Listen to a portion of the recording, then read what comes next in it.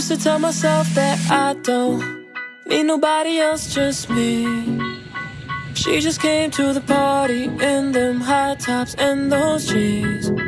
Could've sworn that I was sober, but the way you looked at me, never been so lifted, got me thinking, fuck this party, I want memories. Guys, so andito kami ngayon sa Sorsogon City para puntahan yung Plaza Escudero, which is right there. And sarado po yung 16,000 Blue Roses. Hindi ko alam kung bakit. Let's see! Ayan po yung 16,000 white roses. Kasi hindi sila blue.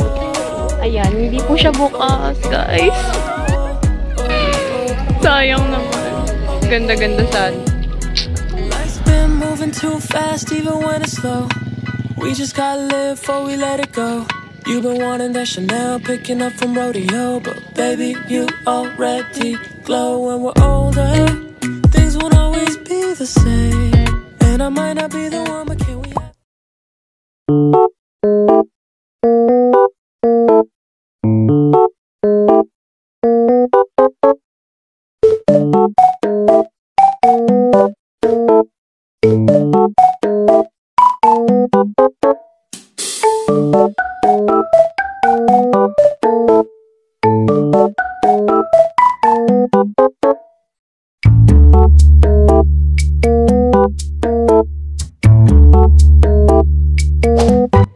Hi guys, welcome back to our channel. It's me, Elijah Nicole, and in this vlog, we're gonna do a Watson's haul. Yeah, kasi I've been buying a lot in Watson's.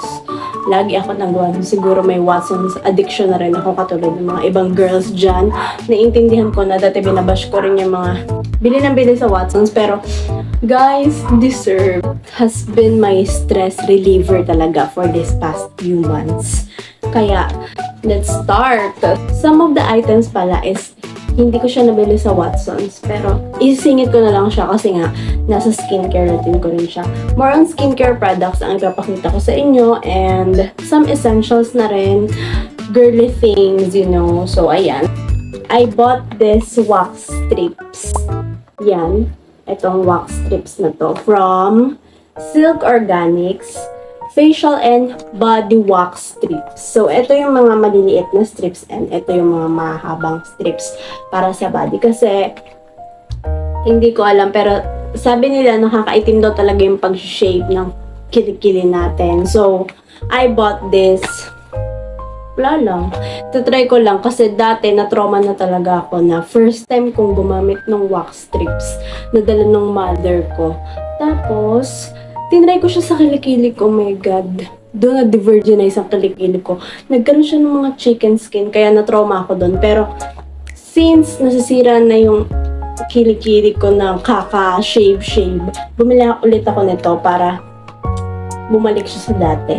Pero alam ko hindi na talaga siya babalik sa dating. Kasi mahirap na talaga bumalik sa dati. Next is, usapang kilikili pa din, I bought this Bello Intense White na deodorant.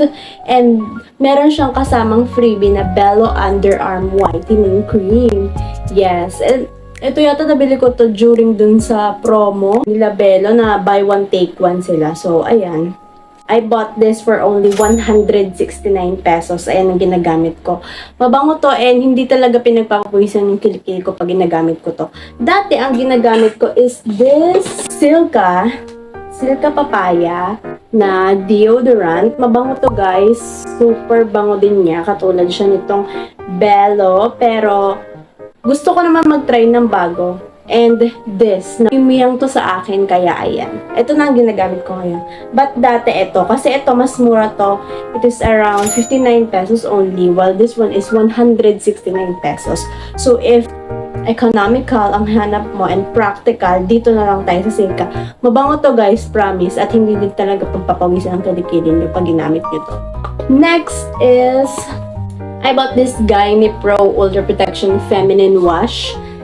Ito ang feminine wash na ginagamit ko lately. Last time, gumagamit ako ng Lactacid. Pero, nag-switch ako into Gynepro kasi marami akong nakitang good reviews na to. And talagang clinically tested by OB-GYN. So, dito tayo, diba? Celetec products naman tayo. PS guys, hindi sponsored tong mga products na ano kasi hindi pa naman ako sikat. Pero malay nyo, diba? Celetec, hello. Charot. So, ito, Celetec Dermoscience Facial Moisturizer. Box na lang to guys. Wala na yung moisturizer niya kasi naubos ko na. And this Celetec Hydration Alcohol-Free Toner. Yan, mauubos ko na rin siya. And this Celetec Facial Wash. Ito ang facial wash ko ngayon. Yan, Celetec products. This toner, I think mga nasa 100 plus siya. Pati itong facial moisturizer, nasa 159 yata ito or 150 plus. And this gentle exfoliating facial wash ni Celetec is nasa around 109 pesos. So, ayan ang Celetec products na ginagamit ko. But, etong Celetec na toner, hindi ko siya masyadong ginagamit kasi parang ginamit ko siya, medyo nagkaroon ako ng hindi naman sobrang nag-breakout, pero may konting breakout na naganap, kaya hindi ko na muna siya ginamit. Masiyang kasi sa akin ito, another Bello product, itong Bello Pore Refining Whitening Toner. Yes, itong ginagamit kong toner kasi may hiyang to sa akin. You got this for only, I think, 95 pesos sa Watson's. Yan. Actually, mauubos ko na nga siya. Bibili na naman ako ng bag. Next is this Fresh Skin Lab Collagen Face and Body Mist with Hyaluronic Acid. Yan. Ito ang ginagamit ko. Last time, ang naubos ko na yung color red, yung tomato skin. Pero Skin Lab din yun. Pero ito is 5 times more nourishing. Plus may collagen siya and hyaluronic acid. Kaya nag-switch ako dito sa color blue. Mabango rin siya actually. So actually, pwede natin gamitin ito. Yan. Yeah, mabango siya guys and nakaka-fresh talaga siya ng skin for everyday use. Adi kasi ako gumamit na mga facial mist kasi nga nakaka-fresh siya at nakakabuhay siya ng diwa. Kunyari, inaanto ka na sa office or what, yan. Gamitin nyo lang ito mag-facial mist kayo. And I got this for 199 pesos. Yeah, hindi sila bumababa ng presyo. Next is this Garnier Micellar Cleansing Water Vitamin C for dull and sensitive skin. Ito, ginagamit ko siya paminsan-minsan lang para lang pang tanggal ng makeup. Pero since lately, hindi naman ako gumagamit masyado ng makeup. Hindi ko na siya ginagamit and I will not recommend this for sensitive skin talaga. Or hiyangan talaga guys eh. Pero sa akin kasi hindi siya hiyang. Nagbe-breakout ako pag ginagamit ko to everyday. Minsan ko lang talaga siya gamitin. So yon. I got this. Nakalimutan ko na kung magkano ang price nito. Nakalimutan ko na kung magkano ang price nito. I-search nyo na lang. Next, I got this Cetaphil Baby Daily Lotion. You can use this in your face as moisturizer. Ito na ngayon ang ginagamit kong moisturizer. Dati ginagamit ko is yung Celetec moisturizer. But nag-switch ako dito sa Celetec. Kasi, Cetaphil. Sa Cetaphil moisturizer. Kasi, alam niyo na, pag sinabing Cetaphil, dati ginagamit ko rin yung gentle wash nila na color blue din. Pero, dahil mahal nga siya, nagtitipid ako. Nagtitipid, pero ang dami binili. Nagtitipid ako, kaya ito muna ang gagamitin ko. Since gumagamit naman ako nito as my facial wash, the Celetec one. Pero maganda to guys. Mga ilang araw ko na rin siyang ginagamit. You can use this in your face, in your body. Pero ako gagamitin ko siya sa aking face. Madali siyang ma-absorb ng ating skin pag ni-in-apply mo. You can use just an ample amount lang. And then rub it all over your face. And yun na guys. Napakaganda talaga nito. Eto. I bought this Aqua Moisturizer from iWhite Korea. Ito yung gamit ko dati talaga. Sa shea lang. So, ito, tinry ko siya. Hiyang to sa akin, guys. Nakaka-fresh talaga siya and nakaka-hydrate talaga siya ng face. So, I got this for only 24 pesos. Iba yan. Pero ngayon nga, ang ginagamit ko is yung Cetaphil Baby Lotion. Next is this Myra facial wash. Actually, moisturizer. Addict talaga ako guys sa moisturizer kasi nga very dry ang skin ko and gusto ko laging hydrated ang skin ko kasi nga lagi ako mukhang dull. So, kahit anong moisturizer, tinatry-try ko na talaga. And this Myra E moisturizer na color pink. Ito talaga, hiyang to sa akin guys. Pero, lately, nag-breakout ako nung gamit ko siya. Kaya, in-stop ko na muna yung paggamit sa kanya. Pero dati, kasi gamit ko na to dati. Hiyang talaga siya sa akin. Pero, lately, hindi na talaga kaya, in-stop ko siya. Pero naubos ko naman. Naubos ko naman siya guys. Wala na. Naubos ko naman siya. Pero, yun. So far, maganda tong Myra na moisturizer. I think this is 100 plus pesos lang. Yeah. So, next, this eye lift cream from Quick Fix. Ito maganda talaga to. Pero hindi ko alam kung nawawala ba yung eye bags ko. Nawawala ba? Yan.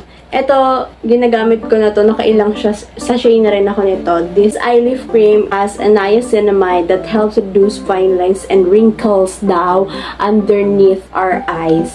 So, ginagamit ko to every night lang. Nag-a-apply ako under my eye para mabawasan yung eye bags ko. And so far, okay naman siya. Pinapatong ko siya sa moisturizer after everything na paglagay sa mukha ko. With allergic acid and niacinamide pala, guys. So, ito, 59 pesos only. Kaya, bilhin nyo na, guys. Available siya in Watson. So, next is this Vitres Cuticle Coat. Alam nyo naman na mukhang buhaghag ang hair ko dahil bugbog to sa bleach, color bleach. Kaya, ngayon, pinapatubo ko na yung natural hair ko and kinulayan ko na siya ng black para mas magmukhang healthy siya. Inaalagaan ko na lang nitong mga ganito. And, I also bought this Vitres Hair Freshener in Floral Blue. Yan, nawala na nga yung takip nito eh. So, ayan, yan silang dalawa. Ginagamit ko lang ito sa hair. Actually, ito guys, mabango talaga siya sa hair. Yan. And this one naman, ginagamit ko siya pag tuyo na yung buhok ko bagong ligo para nagiging shiny talaga and smooth yung hair mo. I-apply mo lang siya dito sa roots and then i-spread out mo sa hair and then brush it and then voila. Napaka-fresh ng hair mo. And next, I bought this Watson's Blade. Wala naman to. Pang shave lang sa mga hairy part ng ating katawan. Next, eto, I bought this strawberry shortcake from Scent Lab. Napakabango ito guys. Alam mo, parang ang sarap mong kainin. Parang ang sarap mong kainin pag in-spray mo siya. Una kong binili is yung vanilla milkshake nila. Yun, napakabango din. Pero ito naman na-obsession kong scent is the strawberry shortcake. Bang-bang niya na talaga. Amoy ano ka talaga. Basta, amoy candy siya. Parang ang sarap mong kainin. Pag in-spray mo to. This is only for 129 pesos only. Wala na. Naubos na ang ating Watson's Haul. Ito, the Biore UV sunscreen. Ito pala ang sunscreen na ginagamit ko. This is nasa around 500 pesos. Yung malaki na, meron silang bagong version nito eh. Pero, nabili ko lang to online kasi nga, napakaganda nito. Wala siyang white stain na matitira sa face mo pag in-apply mo siya. So, maganda tong Biore UV. This is the #1 brand ng sunscreen sa Japan. So, guys, proven and tested. Maganda talaga to. Available siya sa Watson's actually. Nasa around 500 pesos. Yun yung bagong ano nila ha. Yung bagong Biore UV sunscreen watery essence nila na bagong version. And this one, the CeraVe Resurfacing Retinol Serum. Yan. This is around 500 pesos. This is the CeraVe Retinol Resurfacing Serum. Hindi ko rin siya nabili sa Watson's, pero share ko lang sa inyo.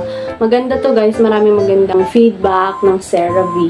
Like Cetaphil. Parang siya rin yung #1 brand sa mga Western countries. So, this is proven and recommended by dermatologists. So, nakaka-renew talaga siya ng ating skin. So, I think that's it. So, natapos na natin yung ating Watson's Haul. So, if may nagustuhan kayo guys, i-replay nyo lang. And ililista ko siya sa description box kung ano yung mga ano. Plus, ilalagay ko na rin yung price para if ever na gusto nyo bilhin, you know, mabibili nyo. So, bye! See you in the next vlog! It's my life.